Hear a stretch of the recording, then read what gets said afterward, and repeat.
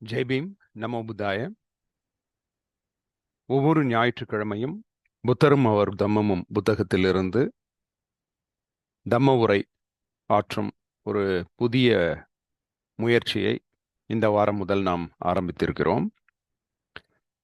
16/6/2024 முதல் ஒவ்வொரு ஞாயிற்றுக்கிழமையும் புத்தரும் அவர் தம்மமும் பாபாசாஹேப் டாக்டர் அம்பேத்கர் எழுதிய புத்தகத்திலிருந்து ஒவ்வொரு பகுதியாக தேர்ந்தெடுக்கப்பட்டு அதிலிருந்து தம்ம உரை ஆற்றப்படும்.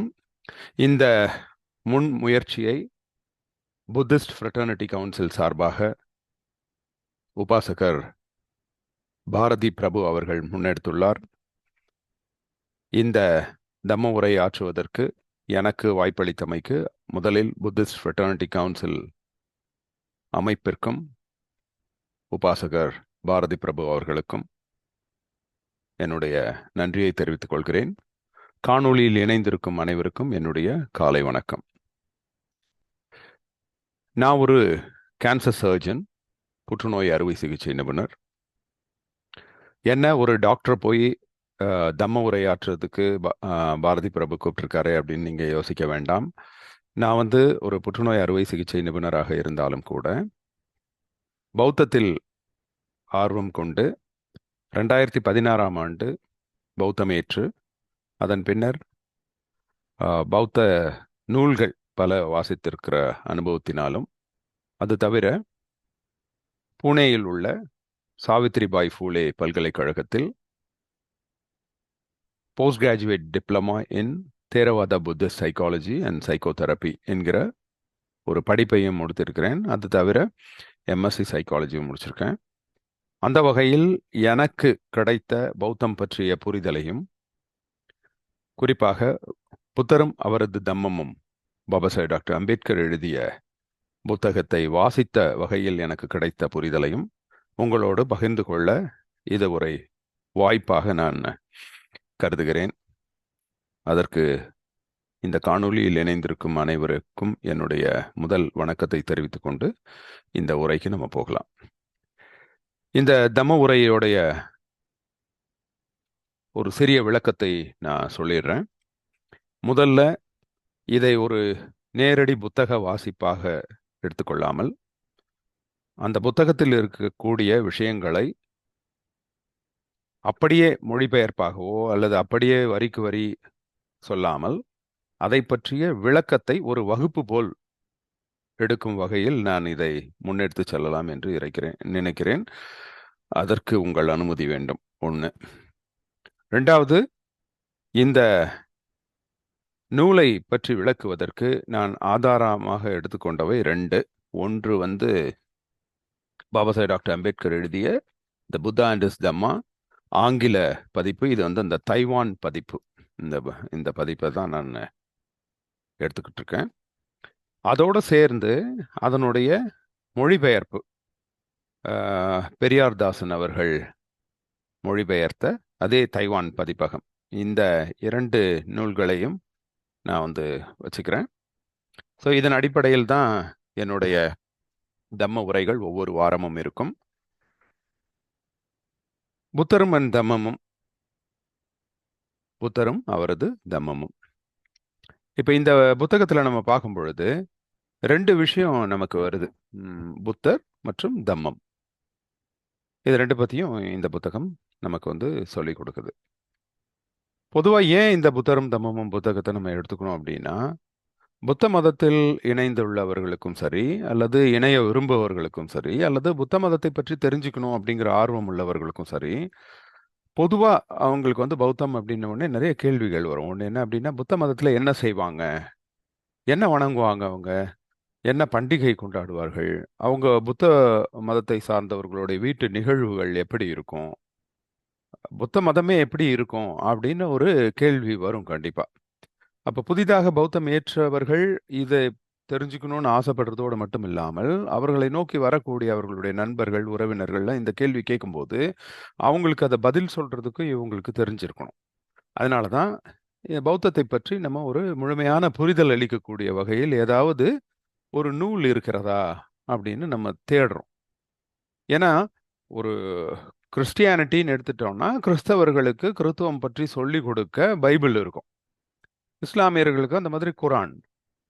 இந்துக்களுக்கு ஒரு நூல் அப்படின்னு குறிப்பிட்டு சொல்ல முடியலைனா கூட அவர்கள் வந்து கோர்ட்ல அவங்க வந்து சத்தியபிரமாணம் எடுத்துக்கிறதுக்கு பகவத்கீதையை தான் இந்துக்களுக்கு கொடுக்குறாங்க. ஸோ அதனால அது ஒரு இந்துக்களின் அடையாள நூல் அப்படின்னு வேணா எடுத்துக்கலாம். சீக்கியர்களுக்கு அதே மாதிரி குரு கிராந்த் சாஹிப்னு இருக்கு, ஆதி கிராந்த்னு. பார்சிகளுக்கு ஜென்ட் ஹவிஸ்டான் புக் இருக்கு. ஜெயினர்களுக்கு அகம் சுத்ரா அப்படின்னு இருக்கு. பௌத்தர்களுக்கு என்ன இருக்கு அந்த மாதிரி நூல்? பௌத்தம் பற்றி நம்ம எப்படி தெரிஞ்சுக்கிறது அப்படின்னா அதுக்கு திரிபிடகம் இருக்கு. திரிபிடகம்ங்கிறது தி அப்படின்னா 3. இந்த 3 பிடக, பிடக அப்படின்னா பாஸ்கெட், அதாவது 3 தொகுப்புகளாக வழங்கப்பட்டிருக்கக்கூடிய பௌத்த போதனைகள். திரிபிடகம்னு என்னது? ஒன்று வந்து சுட்ட பிட்டகா, இன்னொன்று வினய பிட்டகா, இன்னொன்று அபிதம்ம பிட்டகா. சுட்ட பிட்டகாங்கிறது புத்தர் கூறிய அந்த பாடல்கள் வடிவில் இருக்கும், செய்யுள் வடிவில் இருக்கும். வினய பிட்டகாங்கிறது புத்த பிக்குகளுக்கான விதிமுறைகள், பிக்குகள் மற்றும் பிக்குணிகளுக்கான விதிமுறைகள் அடங்கிய தொகுப்பு வினய பிட்டகா. அபிதம்ம பிட்டகாங்கிறது அந்த சுட்டாக்களில் பாடல் வடிவில், செய்யுள் வடிவில் சொல்லியிருப்பதை அப்படியே உரைநடை வடிவில் புரிந்து கொள்ளும் வகையில் விளக்கமாக கூறியிருப்பது அபிதம்ம பிட்டகா. ஸோ இந்த 3 பிட்டகாவை சேர்த்து தான் தீ பிட்டகான்னு சொல்றோம். பிட்டகா, 3 பிட்டகா. ஆனா இந்த 3 தொகுப்புகளுமே மிகப்பெரிய வால்யூம், அதாவது 73 தொகுதிகள் கொண்டது. இந்த 73 தொகுதிகளும் ஒரு பௌத்தர் படித்து அதை பற்றி புரிந்து கொள்றது அவருடைய வாழ்நாளே போதாது. அப்போ அப்படி இருக்கும் பொழுது இதுக்கு என்னதான் தீர்வு அப்படின்னு பார்த்தோம்னா, இந்த 73 தொகுதிகளையும் சுருக்கி ஏதாவது ஒரே ஒரு நூல் நம்ம வந்து ஈஸியா அதை படிச்சு புரிஞ்சுக்கிற மாதிரி இருக்குதா பௌத்தத்துல அப்படின்னு நம்ம தேட வேண்டியதா இருக்கு. ஏன்னா பைபிளே அப்படிதான். பைபிளே வந்து 73 தொகுப்புகளை இணைத்து சுருக்கி தான் பைபிள்னு வருது. 73 கேனானிக்கல் ஸ்கிரிப்ட்ஸ் அது. அதுல இருக்கிறது அந்த கல்வெட்டுகள்ல 73 கல்வெட்டுகளாக இருந்ததை தொகுத்து பைபிள்னு கொடுக்குறாங்க. அப்ப அந்த மாதிரி 73 தொகுதிகளாக பிரித்திருக்கக்கூடிய திரிபிடகத்தை தொகுத்து ஏதாவது ஒரு நூல் இருக்குதா? அப்படி இருந்தா நம்ம அதை படிச்சு தெரிஞ்சுக்கலாமே அப்படின்னு பார்க்கும் பொழுதுதான் புத்தரும் அவர் தம்மமும் புத்தகம் பாபா சாஹேப் டாக்டர் அம்பேத்கர் எழுதியது நமக்கு மிகச்சிறந்த ஒரு நூலாக இருக்கிறது. இப்ப இதை நம்ம மட்டும் வாசிச்சுட்டோம்னா நமக்கு புத்தரை பற்றியும் தெரிஞ்சிரும், அவர் போதித்த தம்மம் பற்றியும் தெரியும். இப்ப புத்தரும் அவர் தம்மமும் அப்படின்னு அந்த தலைப்புக்குள்ள நம்ம போறோம்.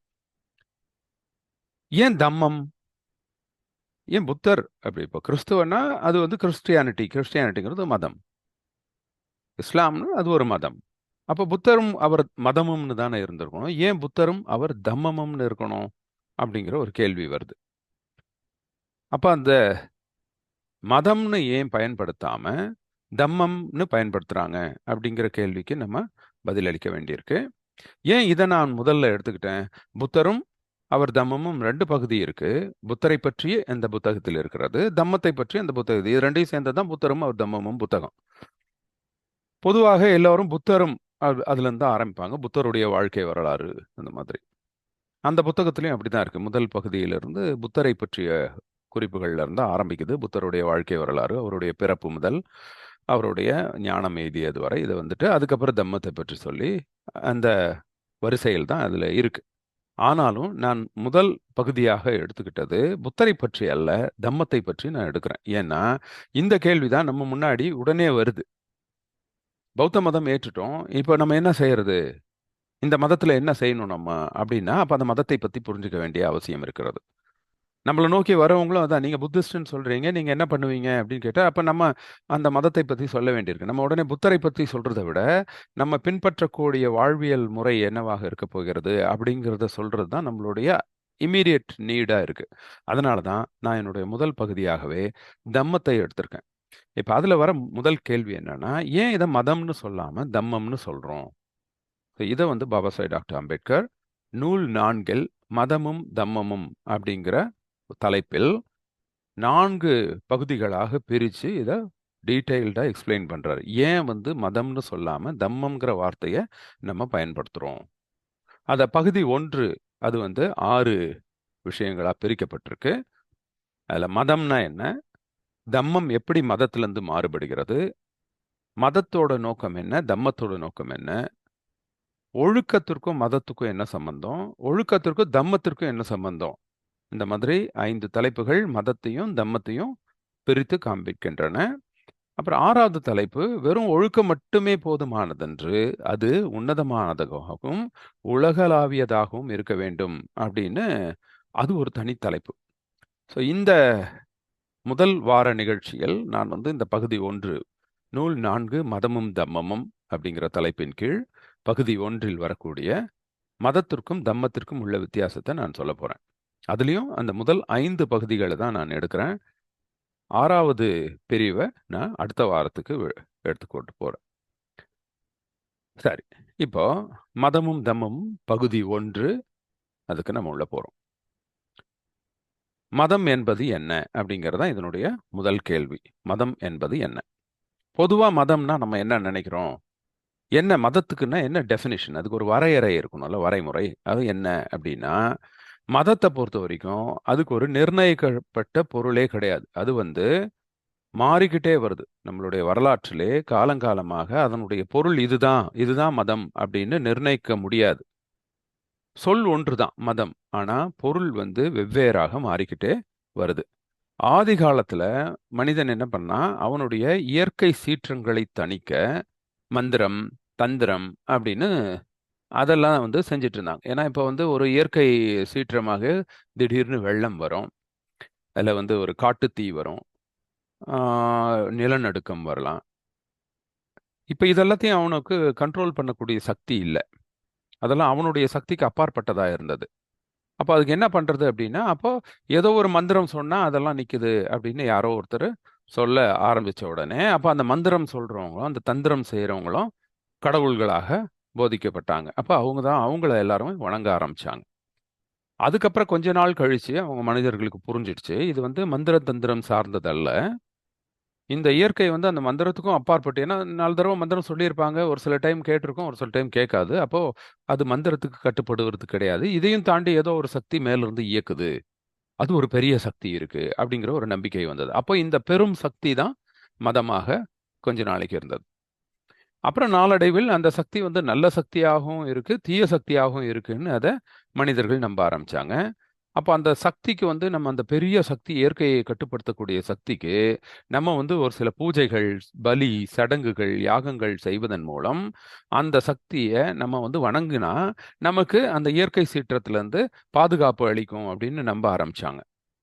அப்ப என்ன பண்ணுவாங்க, இந்த நல்ல சக்திக்கு அதை மகிழ்விக்கும் கூடிய சடங்குகள் செய்யறது, தீய சக்தியை அதனுடைய கோபத்தை தணிக்கக்கூடிய சடங்குகள் செய்யறது. இப்ப இந்த மாதிரி அந்த பெரிய சக்தியை குளிர்விப்பதன் மூலம் அல்லது சாந்தப்படுத்துவதன் மூலம் மனிதன் இயற்கை சீற்றங்கள்ல தன்னை காப்பாற்றிக் கொள்ள முடியும் அப்படின்னு நினைச்சதுதான் மதத்தை பற்றிய புரிதலாக ஆதி காலத்துல இருந்தது. அதன் பிறகு கால ஓட்டத்துல என்ன ஆயிடுச்சு அப்படின்னா, இது இந்த பெரும் சக்தி, அதற்கு பேர் கடவுள்னு உருவாச்சு. அப்ப இந்த கடவுள் தான் கிரியேட்டர் அப்படின்னு, அதாவது இவர் தான் உலகத்தையும் மனிதனையும் படைத்தவர் அப்படிங்கிற ஒரு நம்பிக்கை வந்தது. அப்ப இந்த காலகட்டத்துல கடவுள் தான் மதம். இந்த கடவுள் தான் உலகத்தை படைக்கிறேன் அப்படின்னு சொன்ன உடனே அதுக்கப்புறம் ஆன்மான்னு ஒண்ணு வருது. ஏன் அப்படின்னா, இந்த கடவுள் மனிதனை மறுபிறவி கொண்டு வருவாரு. இந்த ஆன்மாக்கு அழிவு கிடையாது.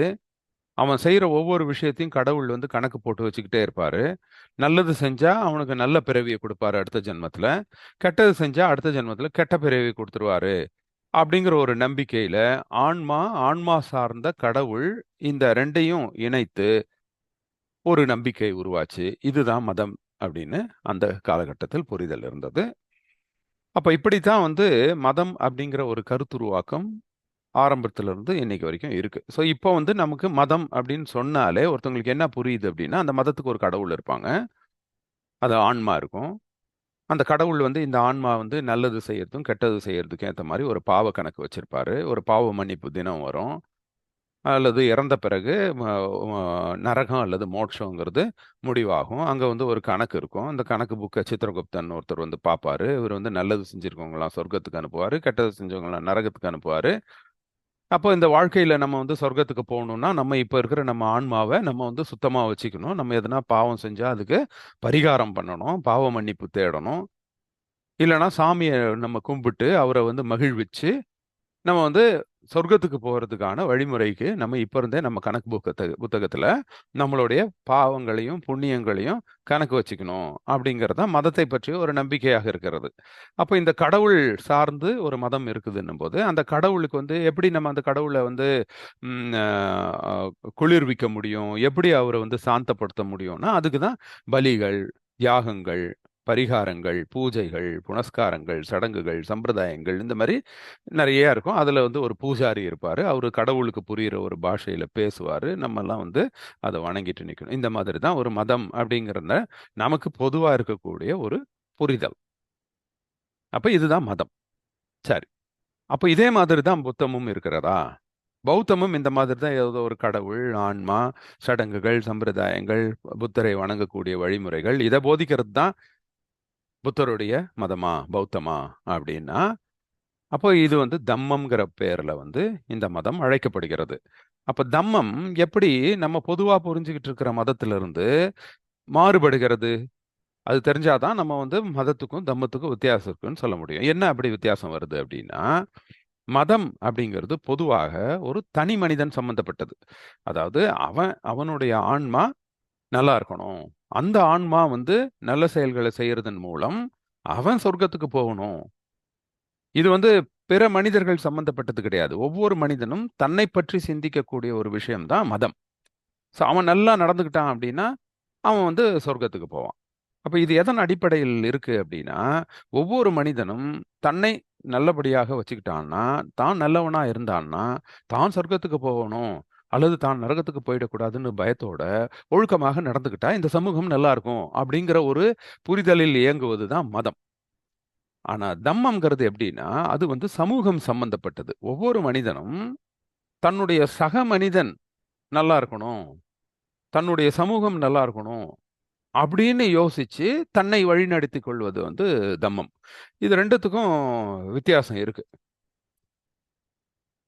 எப்படி அப்படின்னா, எந்த ஒரு சமூகமுமே இப்ப ஏன்னா தம்மம்ங்கிறது ஒரு சமூகம் சம்பந்தப்பட்ட விஷயம். அப்ப சமூகம்னா எப்படி இயங்கும்? எந்த ஒரு சமூகத்துக்கும் அரசாங்கம் இருக்கணும். இந்த அரசாங்கம் 3 வகையாக இயங்கலாம்.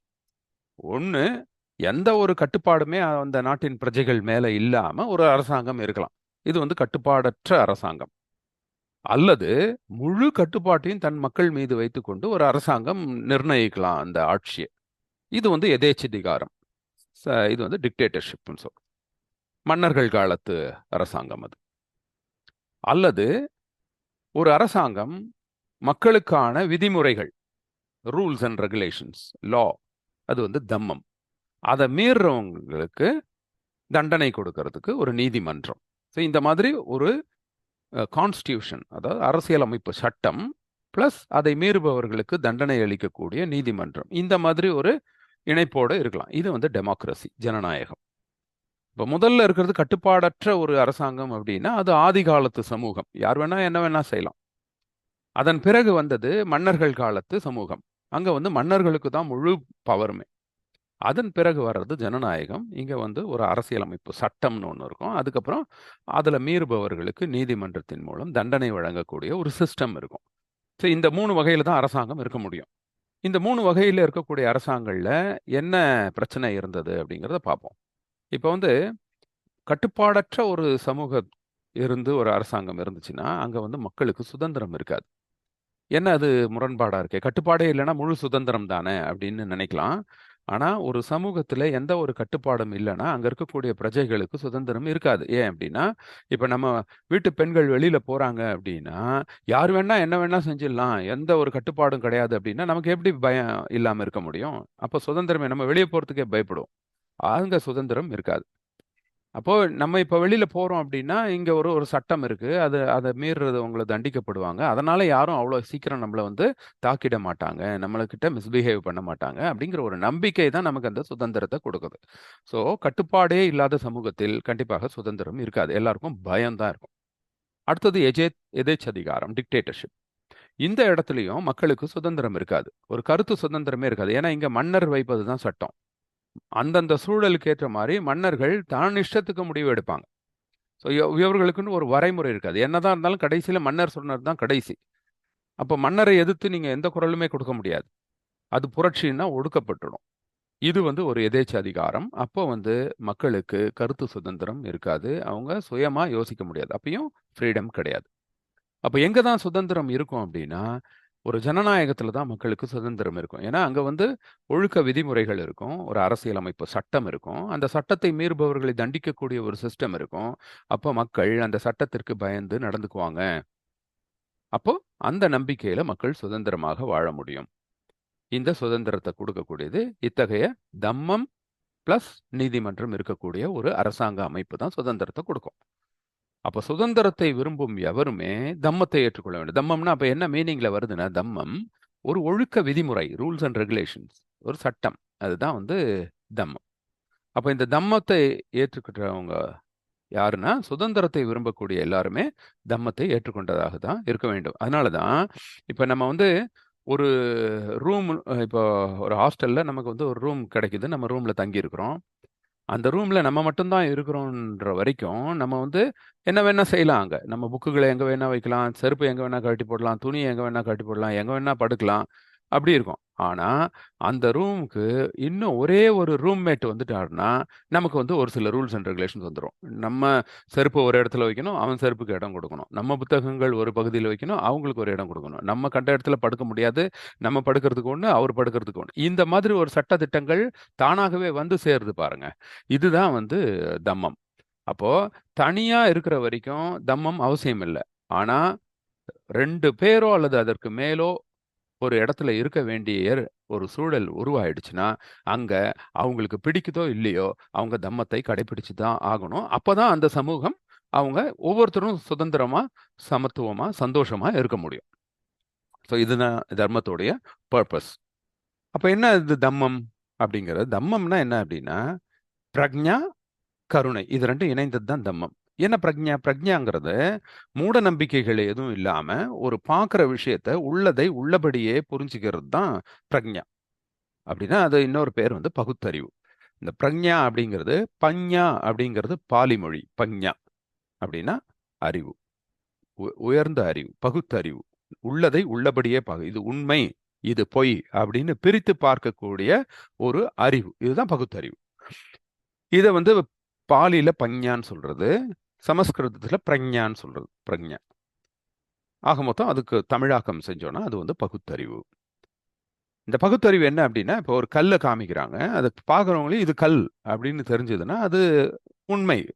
ஆனா அதுதான் சாமி அப்படின்னு சொன்னா, அப்ப அது மேல வேற ஏதோ பொய் ஒண்ணு ஏற்றப்பட்டிருக்கிறது. ஒரு ஒரு வகையான மாயை அது மேல உருவாக்கப்பட்டிருக்கு. ஒரு கல்ல பார்க்குறவன் கல்லு தான் அப்படின்னு பார்த்தா, ஒரு சின்ன குழந்தை, எதுவுமே தெரியாத குழந்தை கல்ல பார்த்தா கல்லுன்னு தான் சொல்லும். ஆனா அதுக்கு நம்ம அது மேல ஒரு மாயையை போத்தி போத்தி நம்மள வளர்த்து நம்மளுடைய மைண்ட் அந்த மாதிரி கண்டிஷன் பண்ணியிருக்கனால கல்லு பார்த்த உடனே கடவுளா நம்ம பார்க்கக்கூடிய ஒரு மனப்பான்மையை உருவாக்கி இருக்கிறது பகுத்தறிவுக்கு அப்பாற்பட்ட செயல். ஸோ ஒரு விஷயம் எடுத்துட்டாலும் அதனுடைய உண்மைத்தன்மையை புரிஞ்சுக்கிறது தான் பகுத்தறிவு. இதுதான் தம்மத்தின் முதல் தூண், பகுத்தறிவு. தம்மத்தின் இரண்டாவது தூண் வந்து கருணை. இந்த கருணையுமே பகுத்தறிவு சம்பந்தப்பட்டது தான். ஏன்னா பகுத்தறிவு இருந்தா மட்டும்தான் கருணையே பிறக்கும். எப்படின்னா, இப்ப ஒரு சக மனிதன் வந்து கஷ்டப்படுறான் அப்படின்னா, அவன பார்க்கிற இன்னொரு மனிதன் என்ன நினைப்பான்? இது இவன் தலையெழுத்து. போன ஜென்மத்தில பண்ண பாவம். என்ன பண்ணானோ? இதெல்லாம் நம்மளால மாத்த முடியாது. இதெல்லாம் கடவுள் செயல். அவனுக்கு அது அதுன்னு அவரு எழுதி வச்சிருக்கிறாரு. அதை யாராலயும் மாத்த முடியாது அப்படின்னு நினைக்கிறவன், சக மனிதனுடைய கஷ்டத்தை எப்படி பொறுப்பெடுத்துக்குவான்? அத பங்கிட்டுக்கணும்னு எப்படி நினைப்பான்? அது அவனோடது. அதுவும் அவன் தலையெழுத்து. அவன் அனுபவிச்சு தான் ஆகணும். அவன் அடுத்த பிறவியில வேணா நல்லபடியா பொறந்துக்குவான். நல்லபடியா நடந்துக்கிட்டான்னா, இது போன ஜென்மத்து பாவத்த அனுபவிச்சு தான் ஆகணும். இத யாராலுமே எதுவுமே செய்ய முடியாதுங்கிற ஒரு சனாதன சிந்தனையில இருக்கிறவனால, சக மனிதனுடைய கஷ்டத்துக்கு கருணையோட அவன அணுகுறதுக்கான வாய்ப்புகளே இருக்காது. ஏன்னா, அவன் அதுக்கு பொறுப்பே ஏத்துக்க மாட்டான். இப்ப யார் இந்த கருணை கொள்வாங்க அப்படின்னா, இந்த கருணையே உருவாகணும்னா, முதல்ல தலையெழுத்த நம்பாதவனா இருக்கணும். இது வந்து அவன் அவன் பிறப்பின் அடிப்படையில் அவனுக்கு தகுதி நிர்ணயிக்கப்படுகிறது அப்படிங்கிற அடிப்படை சித்தாந்தத்துல நம்பிக்கை இல்லாதவனால மட்டும்தான் கருணையோட நடந்துக்க முடியும். அப்பதான், ஐயையோ, இவன் ஏன் கஷ்டப்படுறான்? நம்மளால என்ன செய்ய முடியும்? இவனுக்கு நம்ம உதவ முடியுமா? அவனுடைய சூழலை நம்ம மாத்த முடியுமா? அது என்ன பண்ணான் பாவம்? அவன் ஏன் கஷ்டப்படணும்? இது அவனுடைய மிஸ்டேக் இல்லையே, நம்ம ஏதாவது செய்ய முடியுமா அப்படின்னு யோசிக்கிறதுக்கு பகுத்தறிவு இருந்தாதான் அந்த கருணையே பிறக்கும். ஸோ பகுத்தறிவும் கருணையும் ஒன்றை ஒன்று சார்ந்தது. இது இரண்டும் சேர்ந்தது தான் பௌத்தம். ஒரு தூண் பகுத்தறிவுனா இரண்டாவது தூண் கருணை. இந்த இரண்டு தூண்களின் மேல் கட்டமைக்கப்பட்டது தான் தம்மம். ஏன் இந்த கருணை ரொம்ப முக்கியம் அப்படின்னா, இந்த கருணை இருந்தாதான் ஒரு சமூகம் வாழவும் முடியும், வளரவும் முடியும். தன்னுடைய சக மனிதன் மேல ஒரு சின்ன கருணை இல்லைன்னா அந்த சமூகம் எப்படி இருக்கும்? ஒருத்தர் ஒருத்தர் அழிச்சுக்கிட்டு செத்து போயிடுவாங்க. அந்த சமூகமே அழிஞ்சு போயிடும். அது ஆக்கபூர்வமான வளர்ச்சி அந்த சமூகம் காண்பிக்க முடியாது. அப்பனா கருணை இருக்கணும். ஒரு சமூகம் நல்லா இருக்கணும்னா அதுக்கு கருணை வேணும். அந்த கருணை வரணும்னா அதுக்கு பகுத்தறிவு வேணும். இந்த பகுத்தறிவும் கருணையும் சேர்ந்தது தான் தம்மம். அதனால அந்த சமூகத்துக்கு தம்மம் வேணும். அப்படி இருந்தாதான் அது ஒரு சுதந்திரமான சமூகமாக இருக்க முடியும். ஸோ இப்போ வந்து நம்ம வித்தியாசத்தை பார்த்துட்டோம். மதம்னா என்ன, தம்மம்னா என்னங்கிறத ஒரு வித்தியாசத்தை நம்ம பார்த்தோம். இப்போ அடுத்தது மதத்தோடைய நோக்கம் என்ன, தம்மத்தோடைய நோக்கம் என்ன அப்படிங்கிறது அடுத்த கேள்வி வருது. இப்போ மதத்தோடைய நோக்கம் என்ன அப்படிங்கிறதும் தம்மத்தோட நோக்கம் என்னங்கிறதையும் நம்ம வந்து பௌத்தத்துல எப்படி புரிஞ்சுக்க முடியுது அப்படின்னா, சுட்டாக்கள் மூலம் நம்ம புரிஞ்சுக்கலாம். புத்தருக்கும் சுணக்கத்திற்கும் நடந்த உரையாடல் ஒன்று இருக்கு. அதே மாதிரி புத்தருக்கும் போத்தபாதர் அப்படிங்கிறவருக்கும் நடந்த உரையாடல். இந்த ரெண்டு உரையாடல்கள் வந்து நமக்கு சுட்டாக்கள்ல கிடைக்குது. இந்த சுட்டாக்கள் மூலம் நம்ம இந்த கேள்விக்கான பதிலை புரிஞ்சுக்கலாம். புத்தர் அண்ட் சுணக்கத்தர், அதாவது எங்க நடக்குது அப்படின்னா, இது மல்லர்கள் நாட்டுல அனுப்பியா நகரத்துல புத்தர் ஒரு நாள் ரொம்ப காலையில எந்திரிச்சு பிச்சை பாத்திரத்தோட கிளம்புறார். ரொம்ப அதிகாலைங்கிறனால இன்னும் மக்கள் எந்திரித்திருக்க மாட்டாங்க. அவங்க வந்து பிச்சை போடுவதற்கு ஆட்கள் இன்னும் இருக்க மாட்டாங்க வீடுகள்ல அப்படின்னோடனே அவர் என்ன பண்றாரு, சரி அந்த கொஞ்ச நேரத்துல நம்ம யாரையாவது போய் சந்திக்கலான்னு அங்க வந்து பக்கவர் அப்படின்னு ஒரு துறவி இருக்கிறாரு. அவரை போய் சந்திக்க போறார். அப்ப பக்கவர் சந்திக்கும் பொழுது பக்கவர் வந்து புத்தர்கிட்ட கேட்கிறார், ஆஹ் லிச்சாவியிலிருந்து சுணக்கத்தர்னு ஒருத்தர் உங்க சீடரா இருந்தாராமே, அவர் வந்து உங்ககிட்ட சீடரா நான் இனிமேல் தொடர முடியாது அப்படின்னு உங்களை விட்டு விலகிட்டாராமே, அப்படி விலகி போயிட்டாராமே அப்படின்னு கேட்கிறார். இது உண்மையா அப்படின்னு. அப்போ புத்தர் ஆமா, அவர் இருந்தாரு, அதுக்கப்புறம் என்னை விட்டு விலகிட்டாரு, என்ன நடந்ததுன்னு நான் சொல்றேன் அப்படின்னு சொல்றார். அந்த உரையாடல் தான் இது. சுணக்கத்தர் என்ன பண்றாரு, ஒரு நாள் புத்தர்கிட்ட வந்து, நான் உங்களை விட்டு விலகிட போறேன், உங்களை என் ஆசிரியராக நான் இனிமேல் ஏற்க போறதில்ல, நான் உங்க சீடரா இனிமேல் நான் தொடர போறதில்ல, நான் போறேன் அப்படின்னு சொல்றார். உடனே புத்தர் வந்து, நான் உங்களை எப்பயாவது என் சீடரா வர சொல்லி கேட்டனா? இல்ல. இல்ல நீங்க தான் என்னைய ஆசிரியரா இருக்க சொல்லி கேட்டீங்களா? இல்ல. அப்ப நானும் உங்கள சீடரா இருக்க சொல்லி கேட்கல. நீங்களும் என்ன ஆசிரியரா இருக்க சொல்லி இதுவரைக்கும் கேட்டுக்கல. அப்படின்னும்போது நமக்குள்ள என்ன ஒப்பந்தம் ஏற்பட்டிருக்கு? நீங்க அத ரத்து செஞ்சுட்டு இப்ப கிளம்பி போறேன்னு சொல்றீங்க. நீங்க விலகுவதற்கான அவசியம் எங்க இருந்து வந்தது? உங்களுடைய கேள்வி முட்டாள்தனமாக இல்லையா? இத நீங்க புரிஞ்சுக்கிறீங்களா? அப்படின்னு புத்தர் கேட்கிறார். அப்ப இவர் வந்து சீடர், ஆசிரியர் அப்படின்னு அங்க எந்த ஒரு ஒப்பந்தமுமே இல்லாம ஒரு சூழல் இருக்கும் பொழுது எப்படி நான் விலகுறேன் அப்படின்னு சொல்ல முடியும்? அப்ப என்ன ஒப்பந்தத்துல இருந்து இவங்க விளங்குறாங்க அப்படிங்கிற கேள்வி. சரி, இப்ப சுணக்கத்தர் வந்து அதை விட்டுட்டு நீங்க வந்து மனித சக்திக்கு அப்பாற்பட்ட அற்புதங்கள் எதுவும் நிகழ்த்துறது இல்லையே அப்படின்னு கேக்குறாரு. ஏன் அதெல்லாம் நீங்க செய்யறது இல்ல? அதனால தான் நான் போறேன் அப்படிங்கிறார். அப்ப புத்தர் சொல்றார், நான் அற்புதங்களை நிகழ்த்தி காட்டுறேன், என்னுடைய சீடரா நீங்க இருங்க அப்படின்னு நான் சொல்லியிருக்கேனா? இல்ல. இல்ல நீங்களாவது எனக்கு அற்புதத்தை நிகழ்த்தி காட்டுங்க, அப்பதான் நான் உங்களை ஆசிரியரா ஏத்துக்கிட்டு நான் உங்க கூடவே இருப்பேன் அப்படின்னு நீங்க சொல்லியிருக்கீங்களா இது வரைக்கும்? இல்ல. அப்ப நானும் சொல்லல, நீங்களும் சொல்லலன்னும் போது, இங்க அற்புதத்தை நிகழ்த்தி காட்டினாதான் நீங்க என் சீடரா இருக்க முடியும், நான் உங்க ஆசிரியரா இருக்க முடியுங்கிற அவசியம் எங்க இருந்து வந்தது? நான் போதிக்க நினைக்கிறது எல்லாமே என்னன்னா, தீமை செய்பவர்கள் அந்த தீமையிலிருந்து விலகி நல்லது செய்யணும், இந்த சமூகம் நல்லா நடக்கணும் அப்படிங்கிறதுக்கு தான் நான் என்னுடைய தம்மத்தை போதிக்கிறேன். அதுல அற்புதத்துக்கு இடம் எங்க இருக்கு? அற்புதத்துக்கான அவசியம் எங்க இருந்து வந்தது?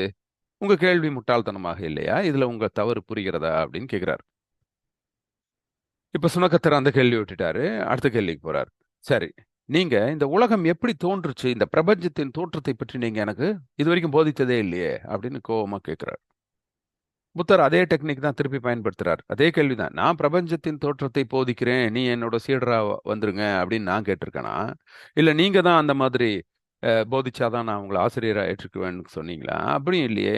அப்ப எப்படி நீங்க வந்து இந்த சீடர், ஆசிரியர் உறவு முறைக்கு இதெல்லாம் நீங்க வந்து அடிப்படையா வச்சு கேட்க முடியும்? நம்ம அந்த அடிப்படையில் நம்மளுடைய உறவே இங்க அமையவே இல்லையே.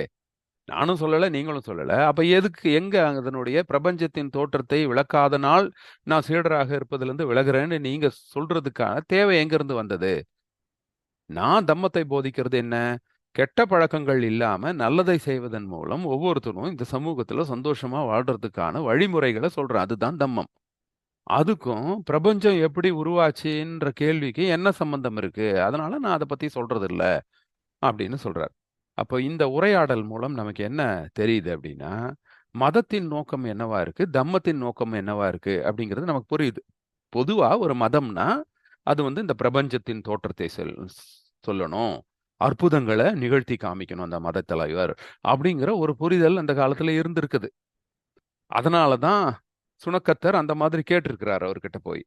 அப்போ புத்தர் சொல்ற பதில் அற்புதங்களுக்கும் பிரபஞ்சத்தின் தோற்றத்தை விளக்குவதற்கும் எந்த சம்பந்தமும் என்னுடைய போதனைகளான தம்மத்தில் இல்லை அப்படின்னு சொல்றார். அப்போ இங்க தம்மம் அடிப்படையிலேயே மதத்திலிருந்து வேறுபடுகிறது. அதனுடைய நோக்கம் வேற, இதனுடைய நோக்கம் வேற அப்படிங்கிறது நமக்கு இந்த உரையாடல் மூலம் புரியுது.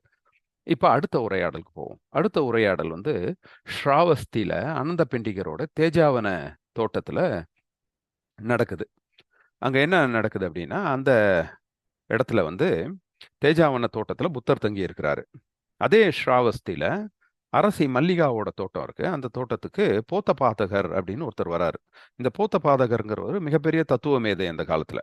இப்போ எல்லாருமே அவருடைய தத்துவ மேதைக்கும் விவாதத்துக்கும் அங்க போய் கலந்துக்குவாங்க. அரசியோட தோட்டத்துல அஹ், புத்தரையும் போத்தபாதரையும் சந்திக்க வைக்கிறாங்க. அப்போ போத்தபாதகர் வந்து கேள்வி கேட்கிறார். இந்த உலகம் நிலையானதா அப்படின்னு கேட்கிறார் புத்தர்கிட்ட. புத்தர் வந்து இதை பற்றி நான் எந்த கருத்தும் சொல்றது இல்லை அப்படின்னு. உலகம் நிலையானதா அப்படிங்க நீங்க கருத்து சொல்லணும். அப்ப என்ன நிலையற்றதா? இந்த உலகம் எல்லை உடையதா அல்லது எல்லையற்றதா? ஆன்மாவும் உடலும் ஒன்றுதானா இல்ல வெவ்வேறா? உண்மையை உணர்ந்தவன், உண்மையை உணர்ந்தவன்னா விழிப்புணர்வு அடைந்தவன், அதாவது ததாகதா. ததாகதர் அப்படின்னு சொல்றோம் இல்லையா? புத்தரை கூட ததாகதர்னு சொல்றோம். ததாகதர் அப்படின்னா the one who has reached the truth. உண்மையை உணர்ந்தவர்கள். அவர்களுக்கு உண்மை உண்மைன்னு தெரியும். அப்ப அந்த உண்மையை உணர்ந்தவன் மரணத்திற்கு பிறகும் வாழ்கிறானா? ததாகதர் will live after death-ஆ? அல்லது வாழ்றது இல்லையா? அல்லது வாழவும் செய்றான், வாழாமலும் இருக்கிறான்னு சொல்லலாமா? இல்ல வாழ்றதும் இல்ல, வாழாமல் இருக்கிறதும் இல்ல அப்படின்னு சொல்லலாமா? அப்படின்னு ஒரு குழப்பமான கேள்விகளை அவர்கிட்ட கேட்கிறார். புத்தர் வந்து இது எதை பத்தியுமே நான் கருத்து சொல்றதில்ல அப்படின்னு. இப்போ போத்தபாதருக்கு ஆச்சரியம். ஏன் நீங்க கருத்து சொல்றதில்ல இதை பத்தி எல்லாம்? இதெல்லாம் ஒரு மிகப்பெரிய தத்துவங்கள் இல்லையா? இதுக்கு உங்களுடைய கருத்து சொல்லணும்ல அப்படின்னு கேட்கிறார். அப்போ புத்தர் என்ன சொல்றாருன்னா, ஒரே வரிதான். ஏன்னா இந்த கேள்விகளுக்குனால எந்த பயனுமே கிடையாது. இது தம்மத்துக்கு சம்பந்தம் இல்லாத கேள்விகள். நான் தம்மம்னு சொல்றது என்னென்ன அப்படின்னா, நல்ல ஒழுக்கம், பற்றற்று இருத்தல், மனசை தூய்மையா வச்சுக்கிறது, மனசை சமநிலைமையோட வச்சுக்கிறது, உண்மையை கண்டுபிடிக்கிறது, உண்மையை அறிவதற்கு, நல்ல பாதையில் நம்மளோட வாழ்க்கையை நடத்துவதற்கு, மன அமைதியாக நிப்பானத்தோட வாழ்றதுக்கு நான் தம்மத்தை போதிக்கிறேன். என்னுடைய தம்மத்துக்கும் இந்த கேள்விகளுக்கும் சம்மந்தம் இல்லை. அதனால நான் பதில் சொல்றது கிடையாது அப்படின்னு சொல்றாரு. நான் சொல்றதெல்லாம் என்ன அப்படின்னா, மனிதர்களுக்கு துக்கம் இருக்கு, எல்லாருக்கும் பிரச்சனை இருக்கு. அந்த பிரச்சனைக்கு என்ன காரணம்? அதை நம்ம வந்து இந்த பிரச்சனைகளை ஒரு முடிவுக்கு கொண்டு வர முடியும். அதை முடிவுக்கு கொண்டு வர்றதுக்கான வழிமுறைகள் இருக்கு. இதெல்லாம் நான் வந்து விளக்கிக்கிட்டு இருக்கேன். இதுதான் என்னுடைய தம்மமே ஒழிய, நீங்க சொல்றத மாதிரி உலகத்தின் தோற்றத்தை சொல்றது என்னுடைய வேலை கிடையாது அப்படின்னு சொல்றார். அப்போ மதத்துக்கும் தம்மத்துக்கும் அடிப்படையே வேறுபடுகிறது அப்படிங்கிறது நமக்கு இந்த உரையாடல் மூலம் தெரியுது. மதத்தின் நோக்கம் என்ன? உலகத்தின் தோற்றத்தை விளக்குவது. ஆனா தம்மத்தின் நோக்கம் என்னன்னா, உலகத்தை சீரமைப்பது. ஏற்கனவே உருவான உலகத்தை எப்படி உருவாச்சுன்றதை விட, உருவான உலகில் நம்ம எப்படி வாழணும் அப்படின்னு சொல்றது தான் தம்மத்தோடைய நோக்கம். அப்போ மதம்னா என்ன? தம்மம் அதுல இருந்து எப்படி வேறுபடுது? மதத்தோடைய நோக்கம் என்னவா இருந்திருக்கிறது? தம்மத்தோடைய நோக்கம் என்னவா இருந்திருக்கிறது? அப்படிங்கிறது நமக்கு இது வரைக்கும் புரியுது. அடுத்தது ஒழுக்கமும் தம்மத்துக்கும் மதத்துக்கும் என்ன சம்பந்தம்? ஸோ ஒழுக்கம் இந்த ரெண்டு விஷயங்கள்ல எப்படி சம்பந்தப்படுதுங்கிறத அடுத்த ரெண்டு பிரிவுகள்ல பார்க்க போறோம். ஒழுக்கம், மதத்துல ஒழுக்கத்துக்கு இடம் இருக்கிறதா அப்படின்னு கேள்வி கேட்டீங்கன்னா இல்லை அப்படின்னு ஒரே வார்த்தையில பதில்.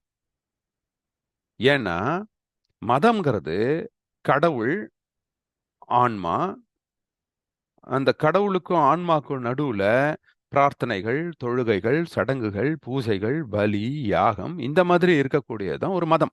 ஏன்னா மதம்ங்கிறது கடவுளுக்கும் மனிதனுக்கும் இடையே உள்ள உறவு முறைக்கு என்னென்ன செய்யணும் அப்படிங்கிறத நிர்ணயிக்கிறது. ஸோ நம்ம கடவுள்கிட்ட எப்படி பேசணும், அதுக்கு என்ன பூஜை செய்யணும், அவரு என்ன செஞ்சா வந்து அவர் குளிர்வித்து நம்ம மேல அருள் பாலிப்பாரு, அப்படிங்கிற ஒரு டிஸ்கஷனை கொண்டு வர்றது தான் மதம். ஆனா தம்மம்ங்கிறது மனிதனுக்கும் மனிதனுக்கும் இடையேயான உறவு முறையை போதிக்கிறது. ஒரு மனுஷன் தன்னுடைய சக மனுஷங்கிட்ட எப்படி நடந்துக்கிறதுங்கிற தேவை வரும்போது தான் அங்க ஒழுக்கத்துக்கு தேவை வருது. கடவுள்கிட்ட எப்படி நடந்துக்கணுங்கிறதுக்கு நமக்கு ஒழுக்கம் அவசியம் இல்லை. அங்க வந்து யாகங்கள், பலிகள், பூஜைகள், புனஸ்காரங்கள், சடங்குகள், சம்பிரதாயங்கள்னு இருக்கு. அதை செஞ்சாலே போதும். சாமி கிட்ட நம்மளுடைய ரிலேஷன்ஷிப் இருக்கும். ஆனா சக மனிதன் கிட்ட ஒரு ரிலேஷன்ஷிப் வரணும்னா அதுக்கு வந்து ஒழுக்கம், விதிமுறைகள் தேவைப்படுகிறது. அந்த ஒழுக்கம்னா என்ன? அது நம்ம புரிஞ்சுக்கணும். ஒழுக்கம்னா நம்ம வந்து காலையில எந்திரிச்சு குளிச்சுட்டு, பட்டையெல்லாம் போட்டுட்டு, ஃபுல் ஹேண்ட் ஷர்ட்டை போட்டுக்கிட்டு, காலர் பட்டன் போட்டுட்டு, அமைதியா குனிஞ்ச தலை நிமிராம ஒரு இடத்துல வந்து பவ்யமா உட்கார்ந்துருக்கிறோம். ஒழுக்கமான பையன் அப்படிங்கிறது கிடையாது ஒழுக்கம். ஒழுக்கங்கிறது என்ன அப்படின்னா, நீதி, நேர்மையாக, மனசாட்சிப்படி தன் தன்னுடைய சக மனிதன் மீது கருணை வைத்து, பரிவு வைத்து, எல்லாரும் நம்மள மாதிரி இருக்கணும். நம்மள மாதிரியே எல்லாரையும் நினைக்கக்கூடிய ஒரு மனப்பான்மை தான் ஒழுக்கம். அதுதான் ஒழுக்கம்னு சொல்றோம். அப்ப அத்தகைய மனப்பான்மைக்கு மதத்துல இடம் இருக்குதா அப்படின்னா இல்லை. ஏன்னா மதம் அப்படிங்கிறது கடவுளை மையப்படுத்தி இயங்குது. இங்க கடவுளுக்கும் மனிதனுக்கும் உள்ள உறவு முறை வந்து ஒரு முக்கோண வடிவிலான உறவு முறை. எப்படின்னா கடவுள், மனிதன் அப்படின்னு இருந்தா அப்போ அந்த கடவுளுக்கும் மனிதனுக்கும் உள்ள ரிலேஷன்ஷிப் என்ன? பக்தி. அந்த பக்தியின் மூலம் அவன் முக்தி அடையிறது. கடவுள் அவனுக்கு அருள் கொடுக்கிறது. இப்படிதான் அந்த அதுக்கு என்ன செய்யணும்? அதுக்கு பூஜைகள், புனஸ்காரங்கள், சடங்குகள்லாம் செய்யணும். ரைட். இன்னொரு மனிதன் என்ன பண்ணுவான்? அவனும் அதே மாதிரி கடவுளை நோக்கி வணங்குவான். அவனும் பக்தி மார்க்கத்தை கடைபிடிச்சிட்டு இருப்பான். இப்போ இந்த 2 மனிதர்களும் கடவுளை நோக்கி தான் அவங்களுடைய உறவு முறை இருந்துகிட்டு இருக்கும். அப்போ இந்த மனிதனுக்கும் மனிதனுக்குமான உறவு முறை மதத்துல இருக்குதான்னா இருக்கு. எப்படி இருக்கு அப்படின்னா, என்ன மாதிரி அர்த்தத்துல இருக்கு அப்படின்னா, நம்மள எப்படி கடவுள் படைச்சாரோ, அதே மாதிரி தான் நம்மளுடைய நெய்பரையும் கடவுள் படைச்சிருக்கிறாரு. அப்போ நம்ம அந்த சக மனிதனோடைய எப்படி நடந்துக்கிறோங்கிறது கடவுளை நம்ம வந்து மகிழ்விக்கிறதுக்கு. ஸோ தன்னுடைய சக மனிதன் மீது இரக்கம் காட்டுறது கூட கடவுள்கிட்ட நல்ல பேர் வாங்கணுங்கிறதுக்காக தான் செய்வான். அப்ப நம்ம சக மனிதன் மேல கெட்டது செஞ்சுட்டோம்னா நமக்கு பாவம் வந்துரும். நம்ம கணக்குல பாவத்தை சேர்த்துருவார் கடவுள். நம்மள நரகத்துக்கு அனுப்பிச்சிருவார் கடவுள் அப்படின்னு நம்மள மட்டும் மையப்படுத்தி கடவுளை அங்க முன்னிறுத்தி சக மனிதனை 3வது பட்சமாக வைக்கிறது. இதுதான் அந்த ட்ரையாங்குலர் ரிலேஷன். 3 முக்கோண ரிலேஷன்ங்கிறது இப்படிதான் வருது. ஸோ ஒவ்வொரு மனிதனும் தன் சக மனிதனை எப்ப அவன் ஒழுக்கத்தை பத்தி யோசிப்பான், தன் சக மனிதன் மீது ஒரு கருணையை யோசிப்பான், மனசாட்சிப்படி நடந்துக்கணும்னு யோசிப்பானா, கடவுள் நம்மள தண்டிச்சிருவாரு அப்படின்னு அந்த கடவுளை மையப்படுத்திய உறவு தான் மதம் சொல்லுது.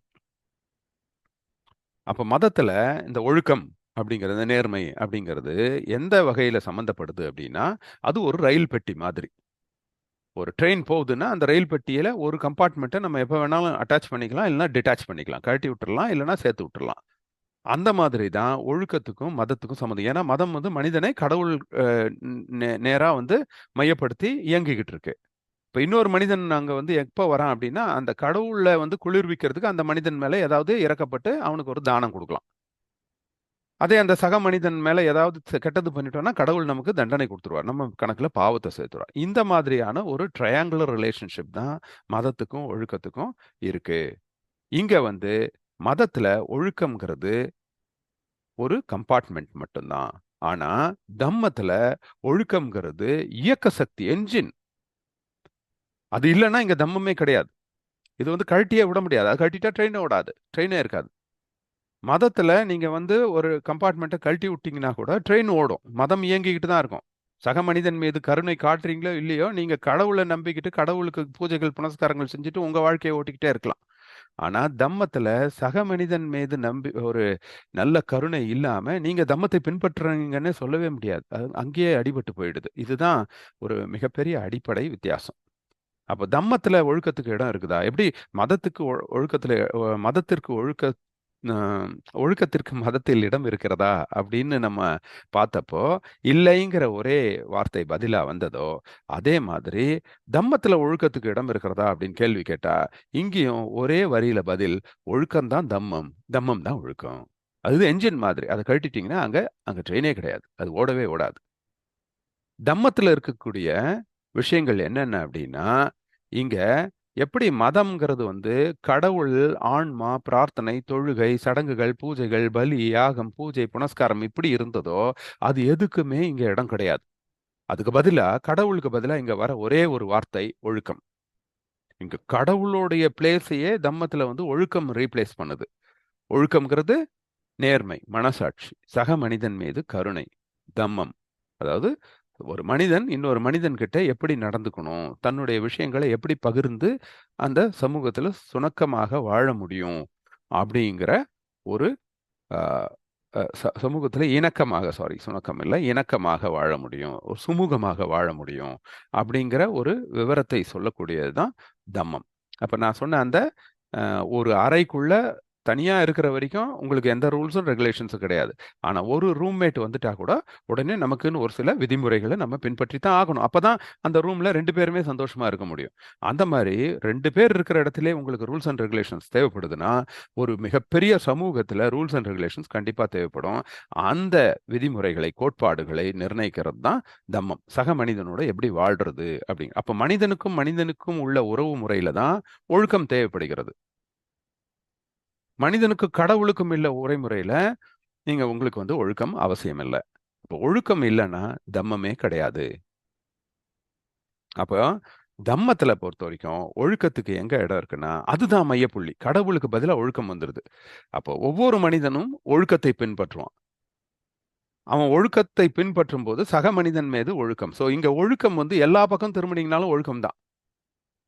மதத்துல எப்படின்னா கடவுளை மகிழ்வித்து தன்னுடைய அக்கவுண்ட்ல பாவம் புண்ணியம் சேர்த்துக்கிறதுக்காக சக மனிதனை நேசிக்கிறான். அது வந்து மதம். ஆனா தம்மம் அப்படி இல்ல. அந்த சமூகம் நல்லா இருக்கணும் அப்படிங்கிறதுக்காக தன் சக மனிதனை நேசிப்பது தான் தம்மம். இது 2ம் தான் வித்தியாசம். ஸோ அப்ப பௌத்தத்தில் ஒழுக்கம் அப்படிங்கிறது என்ன அப்படின்னா, எல்லா மதங்களும் தான் ஒழுக்கத்தை போதிக்குது. ஆனா ஒரு ஒழுக்கம் ஒரு மதத்தோட ஆணி வேராக இருக்கிறதில்ல. அது இல்லன்னா அந்த விஷயமே கிடையாது. நீங்க ஒழுக்கம் இல்லன்னா தம்மம்னு சொல்லிக்கவே முடியாது. அப்ப பௌத்தம் போதிக்கும் ஒழுக்கம் தம்மத்தோட ஆணிவேராக இருக்கிறது. இதை வந்து எப்படி ஒரு சின்ன உதாரணத்தோட நான் சொல்லிடுறேன். ஏன்னா நம்ம என்ன நினைக்கிறோம், மதமும் அதுதானே சொல்லுது ஒரு சமூகம் நல்லா இருக்கணும்னா ஒவ்வொரு மனிதனும் நல்லா இருக்கணும். அப்ப அந்த மனிதன் சக மனிதன் கிட்ட ஒழுக்கமா நடந்துக்கிறான். அவன் சரி கடவுள் நம்பிக்கையில் நடந்துக்கிறான், இல்ல கடவுள் நம்பிக்கை இல்லாம நடந்துக்கிறான், அது வேற விஷயம். கடவுள் நம்மளை தண்டிச்சிருவாருன்னு பயபக்தியோட ஒருத்தன் தன்னுடைய சக மனிதனுக்கு எந்த ஒரு தீங்கும் செய்யாம நல்லபடியா வாழ்றான், அது நல்ல விஷயம் தானே. ஒவ்வொரு மனிதனும் அந்த மாதிரி தன்னை வந்து சொர்க்கத்துக்கு போகணும்னு நினைச்சு எந்த ஒரு தப்பும் செய்யாம வாழ்ந்துட்டான்னா இந்த சமூகம் நல்லா இருந்துட்டு போகுது. அதுல என்ன தப்பு இருக்கு?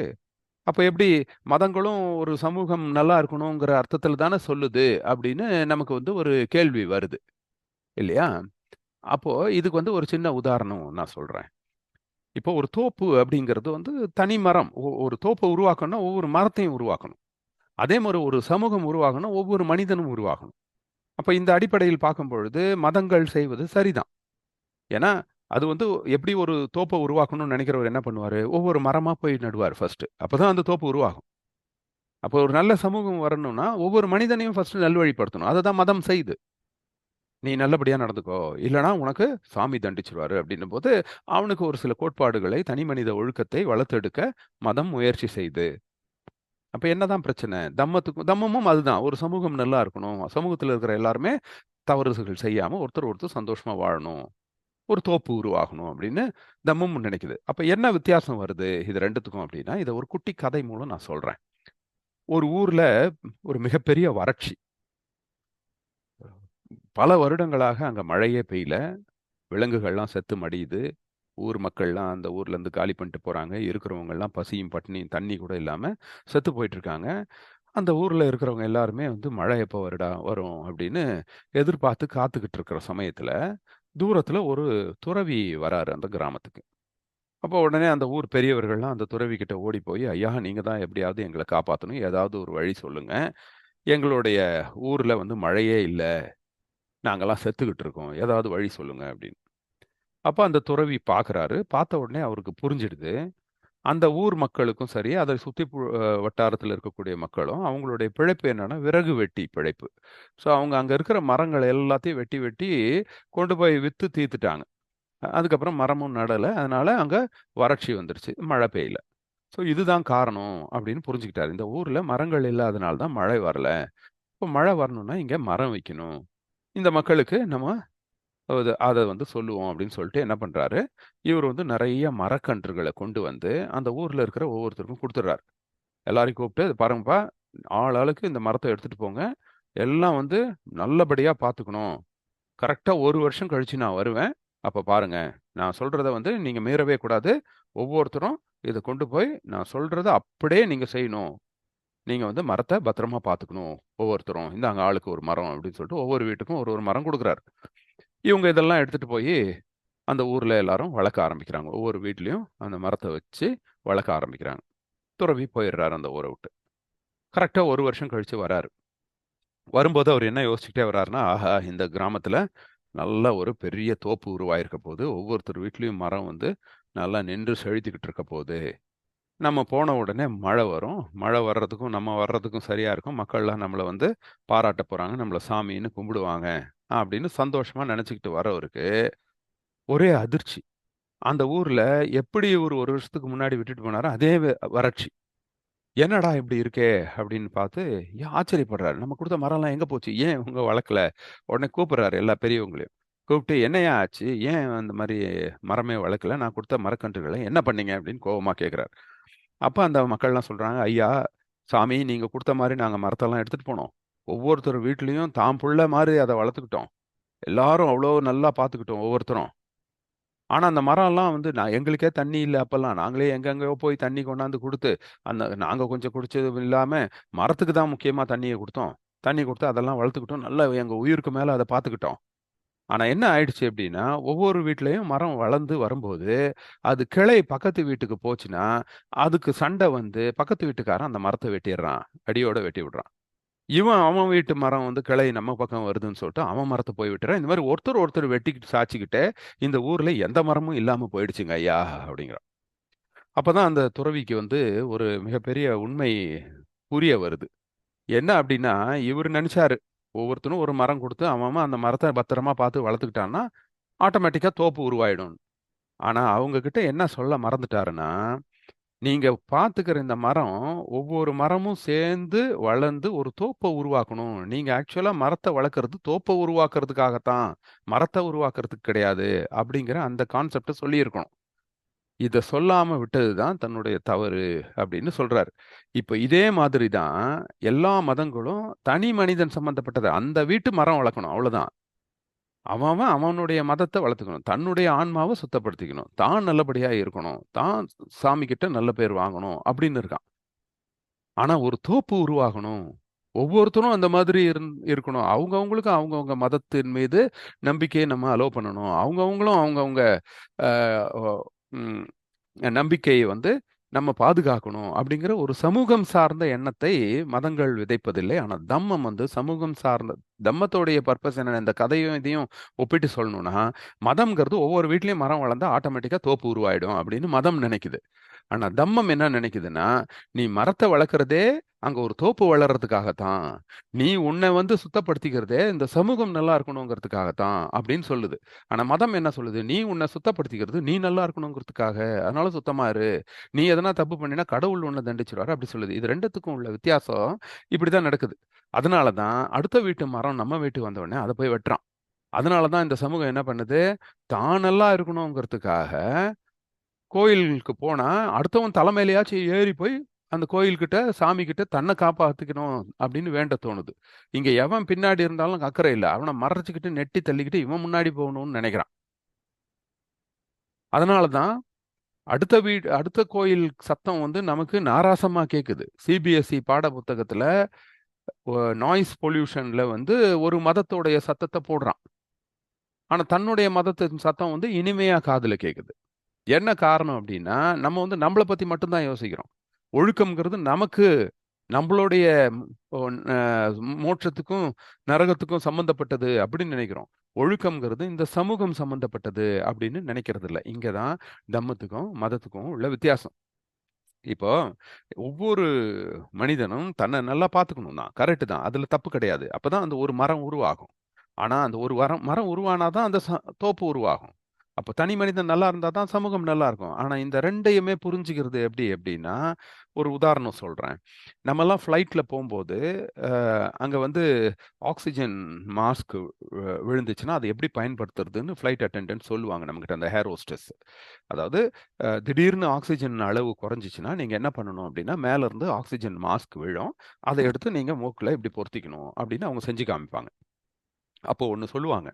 ஒருவேளை கை குழந்தைய மடியில வச்சிருக்கிற அம்மாக்கள், நீங்க வந்து ஆக்ஸிஜன் மாஸ்க் விழுந்துச்சுன்னா, நீங்க ஃபர்ஸ்ட்டு அத உங்களுக்கு வச்சுக்கணும்.